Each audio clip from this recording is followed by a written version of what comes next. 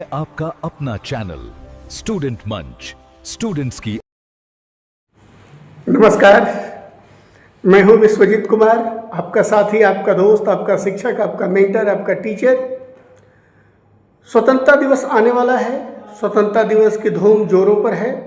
सभी विद्यालयों में तैयारियां हो रही हैं, बच्चे अपने स्तर से तैयारी कर रहे हैं। और इसमें एक जो सबसे बड़ी बात आती है कि बच्चे 15 अगस्त के दिन भाषण देना चाहते हैं। इन्हें शिक्षकों के द्वारा जिम्मेवारी दी जाती है 2 शब्द बोलने की, और यह जो है विद्यालय के कार्यक्रम में 4 चांद लगाता है। तो भाषण देना एक कला है और सब लोग इस कले में माहिर नहीं हैं। तो आज हम इसी मुद्दे को लेकर के बात कर रहे हैं ताकि बच्चों की परेशानी कम हो। हमारे जो अभिभावक बंधु हैं जिनके पास नन्हे मुन्ने प्यारे बच्चे हैं, उनके बच्चों को अगर भाषण देना है तो बच्चे भाषण कैसे दें कि भाषण जो है उनका अच्छा हो, आकर्षक हो और तालियों की गड़गड़ाहट उनके भाषण पर मिले। अगर पुरस्कार वितरण होना है तो उन बच्चों को प्रथम पुरस्कार मिले। देखिए, बोलना एक कला है। स्पीकिंग इज एन आर्ट, और इस आर्ट में सब लोग माहिर नहीं होते हैं, लेकिन हम कुछ प्रयास करके अपनी भाषण को अच्छा से अच्छा बना सकते हैं। तो ये हमारा जो 15 अगस्त का भाषण है, मतलब आने वाले स्वतंत्रता दिवस के दिन जो हम भाषण देने जा रहे हैं, इस भाषण को हम लोग मूल रूप से 8 बिंदुओं के अंदर कंक्लूड करेंगे। ये 8 बिंदुओं को मन मस्तिष्क में रखते हुए हमें अपना भाषण तैयार करना है और हमें अपना भाषण जो है डिलीवर करना है। तो ये 8 बिंदु क्या क्या हैं? तो सबसे पहला बिंदु जो है वो है कि हम अपने भाषण का आरंभ कैसे करें। उसके बाद परिचय, यानी इसी में हम लोग विषय प्रवेश करेंगे। उसके बाद इतिहास और वीरों की जो हमारे त्याग और बलिदान हैं उन पर चर्चा करेंगे। देशभक्ति पर चर्चा करेंगे। आज के भारत और स्वतंत्रता प्राप्ति के बाद भारत ने जो उपलब्धियां प्राप्त की उन पर हम लोग चर्चा करेंगे। वर्तमान में भारत की क्या स्थिति है उस पर चर्चा करेंगे। और अभी हम लोग अपने कर्तव्य बोध को जगाएंगे, अपने कर्तव्यों के प्रति जागरूक होंगे और उसके बाद हम भाषण का समापन करेंगे। ये क्या क्या पॉइंट हैं? तो आरंभ यानी अभिवादन, परिचय, विषय प्रवेश, इतिहास, वीरों का त्याग बलिदान, देशभक्ति और बलिदान, आज का भारत, स्वतंत्रता प्राप्ति के बाद भारत की उपलब्धियां और वर्तमान में भारत के समक्ष चुनौतियां, हमारा कर्तव्य और समापन। ये 8 जो बिंदु हैं, इन 8 बिंदुओं पर हमारा भाषण केंद्रित होगा। अब चलिए हम लोग शुरुआत करते हैं। तो सबसे पहले जो हमारी बिंदु होती है जहाँ पर हम आरंभ करते हैं, तो ये है हमारा आरंभ। हम अपने भाषण का आरंभ कैसे करें? तो हम अपने भाषण का आरंभ करते हैं अभिवादन से। और अभिवादन के लिए हमारे पास वहाँ जो सबसे बड़े व्यक्ति होते हैं, यानी जिनका कि पद, यानी जिनका कि ओहदा सबसे बड़ा होता है, उनको हम सबसे पहले अभिवादन करते हैं। हालांकि मेरे विचारों में वहाँ पर सबसे सम्माननीय, सबसे आदरणीय जो चीज़ है वो है राष्ट्रध्वज। तो हम लोग सबसे पहले अभिवादन करेंगे राष्ट्रध्वज का, यानी परम आदरणीय राष्ट्रध्वज। ये आपके भाषण में एक यूनिकनेस लाएगा और इससे आपका भाषण अन्य से अलग होगा और आपका भाषण आकर्षक होगा। जब आप अपने भाषण की शुरुआत करेंगे परम आदरणीय राष्ट्रध्वज से। उसके बाद यदि कोई मुख्य अतिथि आपके विद्यालय में आए हैं, कार्यक्रम में शिरकत कर रहे हैं, तो आप मुख्य अतिथि का संबोधन करेंगे। अगर मुख्य अतिथि नहीं आए हैं तो हमारे प्रधानाध्यापक जो झंडोत्तोलन किए हैं, या विद्यालय के सचिव जो झंडोत्तोलन किए हैं, मतलब उस समय वहाँ उपस्थित जो भी गण्यमान्य लोग हैं, उन गण्यमान्य लोगों का हम क्रम से अभिवादन करेंगे। मतलब इसका सीक्वेंस कुछ इस तरह से होगा। परमादरणीय राष्ट्रध्वज, आदरणीय सभापति महोदय, प्रधानाचार्य महोदय, हमारे शिक्षकगण, उपस्थित अभिभावक एवं हमारे नन्हे मुन्ने प्यारे बच्चों।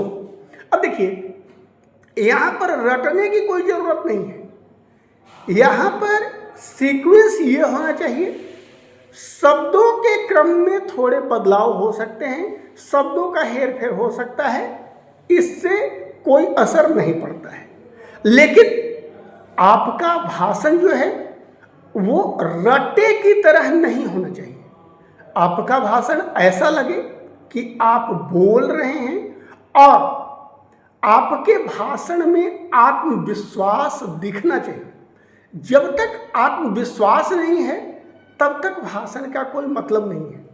भाषण देते समय आपकी निगाहें सामने दर्शकों की ओर होंगी और आप दर्शकों से आंख मिलाकर बात करेंगे, दर्शकों से रूबरू होकर अपना भाषण देंगे। तो पहला पॉइंट हमारा था संबोधन, जो कि हम समाप्त कर रहे हैं। संबोधन हम लोग कैसे करेंगे आपने देख लिया। अब हमारा दूसरा बिंदु आता है कि हमारा परिचय, मतलब परिचय का मतलब कि आज हम लोग यहाँ पर क्यों इकट्ठा हुए हैं, क्या है आज, इसे आप विषय प्रवेश भी कह सकते हैं। तो हम लोग ये कह सकते हैं कि आज का यह जो गौरवशाली दिन है, यह 15 अगस्त का दिन है। आज ही के दिन 1947 ईस्वी में हम लोगों को आज़ादी मिली थी। तो दूसरे बिंदु में हम लोग आज के विषय के बारे में लोगों को बताएंगे कि आज हम लोग यहाँ क्यों एकत्र हुए हैं, आज का दिन क्या है। शब्दों का समायोजन आपका अपना होगा, क्योंकि हम अगर शब्द देंगे तो फिर वही लिखना पड़ेगा, आपको रटना पड़ेगा। तो भाषण देने में लिखने और रटने का कोई मतलब नहीं है। आप लोग इसी क्रम में अपने भाषण को तैयार करेंगे। पहला क्रम में आप अभिवादन करेंगे, परमादरणीय राष्ट्रध्वज से शुरू करेंगे। उसके बाद आज हम लोग यहाँ पर क्यों एकत्रित हुए हैं, आज क्या खास है, उस पर हम लोग ज़्यादा नहीं थोड़ा सा चर्चा करेंगे। अब उसके बाद आज के दिन के इतिहास और हमने स्वतंत्रता कैसे प्राप्त की, हमारे वीरों ने आज़ादी की लड़ाई कैसे लड़ी, इस मुद्दे पर हम लोग थोड़ी सी चर्चा करेंगे। हमारा यह जो गौरवशाली दिन है स्वतंत्रता दिवस, तो स्वतंत्रता को पाने के लिए हमारे जो रणबांकुरे थे, हमारे जो वीर बहादुर भारत माँ के सपूत थे, उन लोगों ने बहुत कुर्बानियाँ दी हैं। तो यहाँ बहुत नहीं बोलना है, लेकिन थोड़ा सा संक्षिप्त विवरण वहाँ पर हम लोगों को देना है। इसके बाद हम चले जाएंगे चौथे पॉइंट पर, और चौथे पॉइंट में हम लोग देशभक्ति से संबंधित अन्य चीज़ों को यहाँ पर बोलेंगे। इसमें हम भारतीय स्वतंत्रता आंदोलन में महिलाओं के योगदान को शामिल कर सकते हैं, भारतीय स्वतंत्रता आंदोलन में विद्यार्थियों के योगदान को शामिल कर सकते हैं, भारतीय स्वतंत्रता आंदोलन में लेखकों शिक्षकों के योगदान को शामिल कर सकते हैं। और ये हमारा जो तीसरा और चौथा पॉइंट होगा ना, ये हमारा भाषण का मूल थीम होगा, और ये पूर्ण ओज और तेज से भरा होगा। इसमें हम लोग ये कोशिश करेंगे कि हम लोग जगह जगह शायरी का भी प्रयोग करें, क्योंकि शायरी के प्रयोग करने से हमारा जो भाषण होता है वो और अच्छा हो जाता है, तालियों की गड़गड़ाहट होती है, हमें आत्मविश्वास मिलता है। तो यहाँ पर हम लोग ये तीसरे और चौथे पॉइंट में शायरी का उपयोग करेंगे। 2 या 3 शायरी का हम लोग यहाँ पर उपयोग करेंगे। अगर आपके पास शायरी का कलेक्शन होगा तो अच्छी बात है, अगर आपके पास शायरी का कलेक्शन नहीं है तो आप नीचे कमेंट बॉक्स में कमेंट कीजिएगा कि सर हमारे पास शायरी नहीं है, ठीक है। तो हम शायरी का एक वीडियो बना देंगे, या आपके पास हमारा मोबाइल नंबर भी होगा तो आप हमको व्हाट्सएप पे मैसेज करेंगे, तो हमारे पास जो भी शायरी का कलेक्शन है वो शायरी का कलेक्शन हम आपको भेज देंगे। लेकिन उसके लिए आप हमको कमेंट कीजिएगा तो ही हम अगला वीडियो 15 अगस्त स्वतंत्रता दिवस के शायरी पर या देशभक्ति की शायरी पर बना पाएंगे। इसके बाद हम मूव करते हैं अपने 5वें पॉइंट की ओर। तो 5वें पॉइंट में अंग्रेजों से आज़ादी मिलने के बाद हम लोगों ने बहुत तरक्की की है। हमारा जो भारत देश है वो काफ़ी प्रगति किया है। तो हम एक नज़र डालेंगे भारत की प्रगति पर, और इसमें बहुत लंबा चौड़ा इस बिंदु पर व्याख्यान नहीं देना है, लेकिन हम लोग संक्षेप में ये कहेंगे कि हम लोगों ने कृषि के क्षेत्र में क्या प्रगति किया है, विज्ञान के क्षेत्र में क्या प्रगति किया है, टेक्नोलॉजी के क्षेत्र में क्या प्रगति किया है। ऐसे कुछ प्रगति को हम लोग यहाँ पर कहेंगे तो बेहतर होगा। इसमें हम सामरिक महत्व की चीज़ों को भी शामिल कर सकते हैं कि हमारे पास कौन कौन से टैंक आए, कौन कौन से मिसाइल आए, युद्धक विमान आए, युद्धक पोत आए। ये तमाम चीज़ें जो हैं हम लोग इसमें शामिल करके और अपने भाषण को आकर्षक करेंगे। तो हमारा जो 5वां पॉइंट होगा ये होगा कि स्वतंत्रता प्राप्ति के बाद भारत की जो उपलब्धियां हैं उनको हम लोग यहाँ पर गिनवाएंगे। लेकिन जैसे ही हम छठे पॉइंट पर मूव करते हैं तो छठा पॉइंट होगा कि इतना कुछ होने के बाद भी हमारे देश के वीर सपूतों के द्वारा खून बहाकर बलिदान देकर आज़ादी लेने के बाद भी, भारत के प्रगति करने के बाद भी भारत के सामने बहुत सारी चुनौतियां हैं। तो हम उन चुनौतियों पर भी एक नज़र डालेंगे। इन चुनौतियों में हम लोग मुख्य रूप से आतंकवाद को उठा सकते हैं, क्षेत्रवाद को उठा सकते हैं, जातिवाद को उठा सकते हैं, या कुछ सामाजिक कुरीतियां हैं हमारे पास, पर्दा प्रथा, बाल विवाह, बलि प्रथा, ये तमाम जो कुरीतियां हैं इनको भी हम लोग यहाँ पर शामिल कर सकते हैं। मतलब हमारे देश के सामने जो चुनौतियां वर्तमान में मुंह बाए खड़ी हैं, जिनसे हमारा देश लड़ रहा है, इन चीज़ों को भी हम लोग यहाँ पर छठे पॉइंट में शामिल करेंगे। तो हमारा भाषण जो है वो ज़्यादा इम्प्रेसिव और ज़्यादा अच्छा होगा। अब इसके बाद यहाँ अगर आप चाहें तो यहाँ पर नक्सलवाद को भी उठा सकते हैं या अन्य किसी बिंदु को भी आप उठा सकते हैं। तो या 2, 3, 4 बिंदुओं के मिश्रण को भी आप यहाँ पर ले सकते हैं। इसके बाद हमारा 7वां पॉइंट होगा कि ये जो भाषण हमने दिया, तो ये भाषण हम लोगों को सुनाने के लिए नहीं दिया। ये जो चुनौतियां हमारे सामने खड़ी हैं, तो हम इस भारत के नागरिक हैं, हम इस भावी भारत के नागरिक हैं। तो हमारा कुछ कर्तव्य है।